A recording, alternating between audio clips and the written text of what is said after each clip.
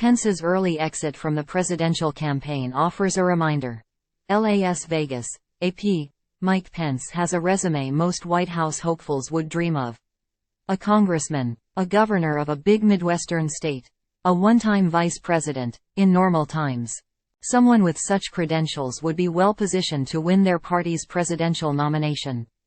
But these are not normal times, and Pence's decision to end his campaign more than 2 months before the first contest in the Republican primary underscores the extent to which the party has been subsumed by former President Donald Trump and his lies about the 2020 election he lost to Democrat Joe Biden. Pence made his surprise announcement Saturday in Las Vegas, where he and other GOP presidential hopefuls spoke at a summit sponsored by the Republican Jewish Coalition.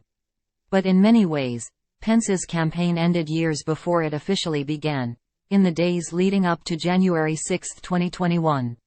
That was when Trump, desperate to hang on to power, became convinced that Pence, as president of the Senate, could somehow reject the election results, a power the then vice president did not possess. After spending 4 years as Trump's loyal defender, Pence was suddenly cast as a traitor, targeted by rioters who stormed the Capitol, some chanting, "Hang Mike Pence." Angry Trump supporters crossed his name off their Trump-Pence yard signs or shoved them deep into the ground to bury his name in the dirt.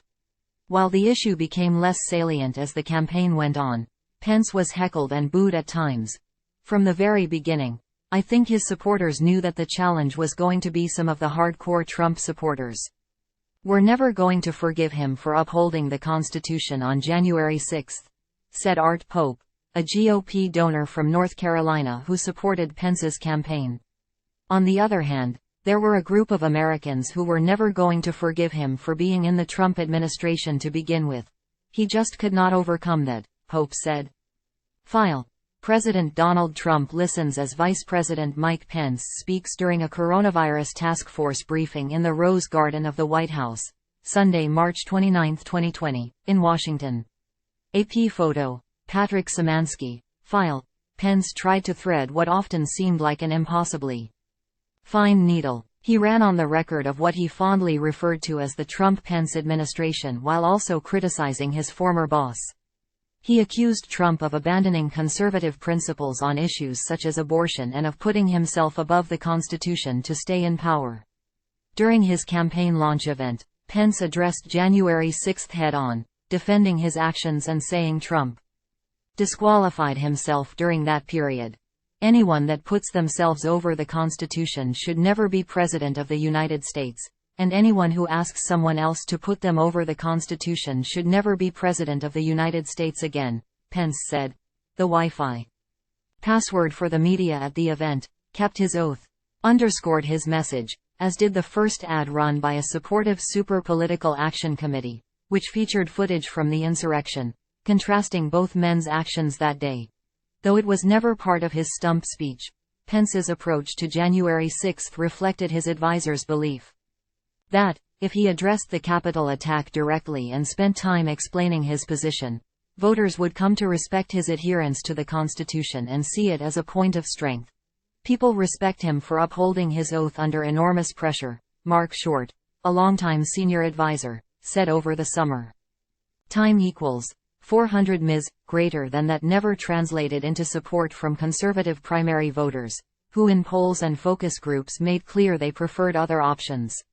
An Associated Press NORC Center for Public Affairs research from August found 57% of Republicans still believe Biden was illegitimately elected president, while a plurality believed Trump did nothing wrong in the run-up to January 6. Even at Pence's opening campaign event, many in attendance said they liked and respected him, but had yet to make a decision.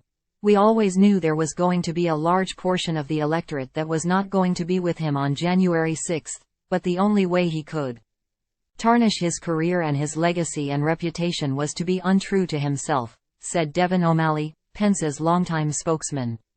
"Ultimately, there was one person who could change how he'll be perceived through history, and that was Mike Pence. And he stayed true to himself and he comes out with his legacy intact." Pence spent much of his campaign advocating traditional conservative policies, including more U.S. support for Ukraine, even as those ideas have fallen out of favor in a Republican Party increasingly aligned with Trump's populist and isolationist leanings. All the while, Trump only grew stronger, building his support even as he confronted multiple criminal indictments, including one tied to his efforts to overturn the election. Supporters and those close to Pence, some of whom were granted anonymity to describe the final weeks of his campaign, said they realized the campaign was effectively over around the time of the second debate in September. Time equals 400 ms. Greater than several expected. Pence would see a wave of momentum after the first debate, when he delivered an uncharacteristically pointed performance, tangling, in particular, with tech entrepreneur Vivek Ramaswamy. But Pence saw no appreciable bump in the polls or fundraising. By the second debate, he was relegated to the far side of the stage. Time equals 400 ms. Greater than. Then came a campaign finance report that showed just how dire the situation had become.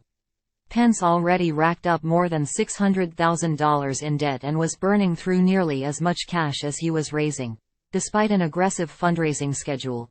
While Pence staked his campaign on Iowa, where his super PAC had knocked on nearly 600,000 doors, making it to the January caucuses would have required him to go into the kind of debt that might have taken Pence, who is not independently wealthy, years to pay off. Aides insisted he would qualify for the third debate if he tried, but his calendar became suspiciously empty. This past week, Pence began dialing top supporters to let them know that he decided to end the campaign. He never got much traction, said Larry Post, a retired money manager from Beverly Hills, California, who was among the Republican donors gathered in Las Vegas. Pence chose the Republican Jewish Coalition Summit, before a friendly crowd that has long appreciated his support for Israel, in part so he could make his case one last time that the U.S. must maintain its leadership role on the world stage to prevent attacks such as the one by Hamas against Israel. Post blamed Pence for his predicament. "He's kind of stiff," Post said, "so I don't think he had a lot of charisma." But Post also said January 6 may have played a role in Pence's struggle to gain momentum as a candidate, when he decided, to pick a fight with Trump over what was right and what was wrong and what he should do. Lawrence Platt, an OB/GYN from Los Angeles who was also attending the meeting of the influential Jewish group, said he was not shocked but surprised when Pence announced he was ending his campaign. He called Pence a respectful man, but said there were other strong candidates in the field beyond Trump. Pence was only polling in the single digits, so his departure is unlikely to give a major boost to any of his rivals. But former New Jersey Governor Chris Christie, who has been running as the most vocal Trump critic in the race, said it was a sign the field was finally winnowing, something anti-Trump Republicans have long argued must happen for anyone to have a shot at taking on Trump directly. In the end, it just means this race is narrowing as everyone said that it would, Christie told CNN's State of the Union on Sunday. Pope, who said Pence had reached out earlier this past week to let him know he had decided to end his campaign, said that was the right choice.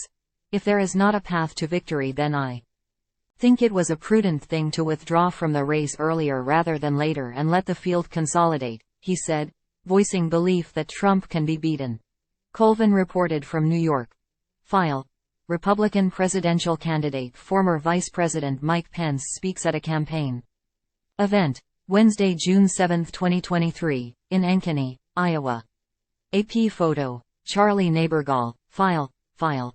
Republican presidential candidate former Vice President Mike Pence speaks at the Clinton County GOP Hog Roast, Sunday, July 30, 2023, in Clinton, Iowa. AP photo. Charlie Nabergall. File. Former Vice President Mike Pence greets audience members at the Westside Conservative Club breakfast, March 29, 2023, in Urbandale, Iowa. AP photo. Charlie Nabergall. File. Republican presidential candidate and former Vice President Mike Pence, right, speaks, next to AP national politics reporter Meg Kinnard, left, moderating. Tuesday, October 3, 2023, during an Associated Press 2024 GOP Presidential Candidates Conversations on National Security and Foreign Policy event, held in partnership with Georgetown University's Institute of Politics and Public Service, at Georgetown University in Washington. AP photo. Jacqueline Martin. File. Florida Governor Ron DeSantis listens as former Vice President Mike Pence and businessman Vivek Ramaswamy speak during a Republican presidential primary debate hosted by Fox News Channel Wednesday, August 23, 2023, in Milwaukee. In the foreground are moderators Brett Baer and Martha McCallum. AP photo. Maury Gash. File. Republican presidential candidate and former Vice President Mike Pence has lunch during a stop at the Indiana State Fair, Wednesday, August 2, 2023, in Indianapolis. AP photo. Darren Cummings. File. Supporters listen to Republican presidential candidate former Vice President Mike Pence speak at a campaign event, Wednesday, June 7, 2023, in Ankeny, Iowa. AP photo. Charlie Neighborgall. File. Vice President Mike Pence stands to officiate with Speaker of the House Nancy Pelosi, D. Califf, as a joint session of the House and Senate convenes to count the Electoral College votes cast in November's election, at the Capitol in Washington, January 6, 2021. AP photo. J. Scott Applewhite. File. Time equals 400 ms. greater than file. Representative Mike Pence, R.I.N.D. addresses an Americans for Prosperity, Cut Spending Now, rally on Capitol Hill in Washington, April 6, 2011. AP photo. Alex Brandon. File. Indiana Governor Mike Pence takes the podium to deliver his first State of the State address to a joint session of the legislature as Speaker of the House Brian C. Bosma, Center, R. Indianapolis, and Senate President Pro Tem David Long, R. Fort Wayne, applaud at the State House in Indianapolis, January 22, 2013. AP photo. Michael Conroy. File. Republican presidential candidate former Vice President Mike Pence waves while arriving at a campaign stop with his wife Karen, Friday, June 9, 2023, in Derry, New Hampshire. AP photo. Charles Krupa. File. Republican presidential candidate former Vice President Mike Pence is interviewed as he walks the Grand Concourse at the Iowa State Fair, Thursday, August 10, 2023, in Des Moines, Iowa. AP photo. Charlie Neighborgall. File. Time equals 400 ms. greater than file. Karen Pence, left, kisses former Vice President Mike Pence at an annual leadership meeting of the Republican Jewish Coalition, Saturday, October 28, 2023, in Las Vegas, where he announced that he is ending his campaign for the White House. He said in Las Vegas that, after much prayer and deliberation, I have decided to suspend my campaign for president effective today. AP photo. John Locker. File. Vice President Mike Pence, right, listens as President Donald Trump speaks during a coronavirus task force briefing at the White House, Sunday, April 19, 2020, in Washington.